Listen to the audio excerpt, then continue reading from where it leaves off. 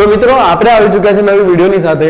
આજના આ વિડીયોમાં આપણે ચેપ્ટર નંબર 8 ચતુષ્કોણનો પ્રમેય નંબર 8.1 શીખીશું. હવે એક વસ્તુ યાદ રાખો બેટા, આ ચેપ્ટરમાં પ્રમેય ખૂબ જ આઈએમપી છે.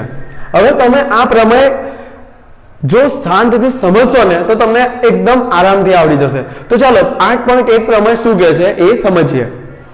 તો પ્રમેયનું વિધાન કંઈક એવું કહે છે કે સમાંતર બાજુ ચતુષ્કોણનો કોઈ પણ વિકર્ણ, સમાંતર બાજુ ચતુષ્કોણનો કોઈ પણ વિકર્ણ તેને બે એકરૂપ ત્રિકોણોમાં વિભાજન કરે છે.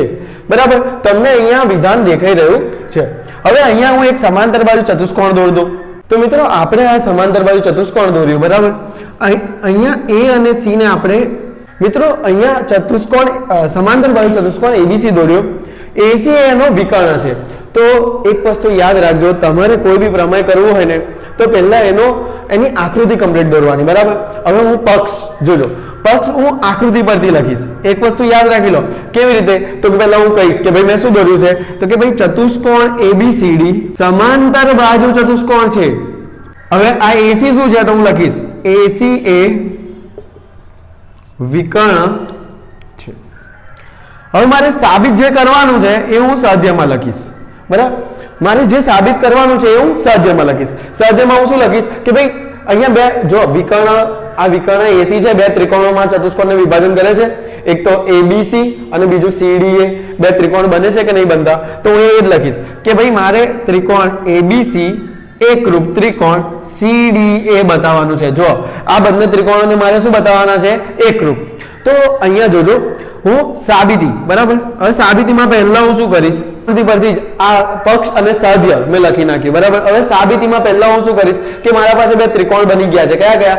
ABC અને CDA. તો હું એ જ લખી દઈશ અહીંયા પહેલા તો કે ભાઈ ત્રિકોણ ABC અને ત્રિકોણ CDA માં આવું લખીશ. હવે અહીંયા એક વસ્તુ યાદ રાખજો, આ AB અને DC સમાંતર રેખાઓ છે. તો આ અને આ એક Z બને છે. બરાબર, તો આ તો કઈ જોડ થઈ બેટા? યુગ્મકોણની જોડ. બરાબર, તમને આવું યાદ ના રહેતું હોય તો તમારે બે Z યાદ, આવો એક Z યાદ રાખી લેવાનું પહેલો જ, અને આમ લખી દેવાનું ABCD. જો AB સમાંતર DC થાય કે ના થાય? તો આ બે ખૂણાઓ અંતઃ યુગ્મકોણની જોડો કેવી થાય? સમાન થાય. બરાબર, આ યુગ્મકોણની જોડો કેવી થશે? સમાન. તો પહેલા આ Z યાદ રાખી લેવાનું. તો હું આ લખી દઈશ. જો DCA ખૂણો DCA બરાબર ખૂણો BAC. જો કેટલું સિમ્પલ છે, મેં પહેલા લખી દીધું ત્રિકોણ ABC અને ત્રિકોણ CDA માં ખૂણો DCA બરાબર ખૂણો BAC. હવે નેક્સ્ટ અહીંયા AC બરાબર તો AC જ છે, AC બરાબર AC. હવે અહીંયા સાઈડ પર તમારે લખવાનું કે યુગ્મકોણની જોડ. AC બરાબર AC તો આપણે લખ્યું જ છે. હવે બીજું જ્યારે તમારે બીજા બે ખૂણાઓ બતાવો હોય ને તમારે શું કરવાનું? તો ઊંધો N. બરાબર, પછી અહીંયા બી ABCD આવી રીતે લખી દેવાનું. તો આ બે ખૂણાઓ જો અહીંયા જોશો ને તમને ખબર પડશે, આ ખૂણો અને આ બે ખૂણાઓ, આ બી યુગ્મકોણની જોડો થશે. જો કેટલું સિમ્પલ, પહેલા મેં આ Z લીધો અને પછી મેં કીધું ઊંધો N બનાવી દેવાનું. તો અહીંયા લખવાનું શું કે ભાઈ DAC ખૂણો શું બેટા? DAC બરાબર ખૂણો BCA અથવા તો ACB, તમે જે કહેતા હોય તો BCA.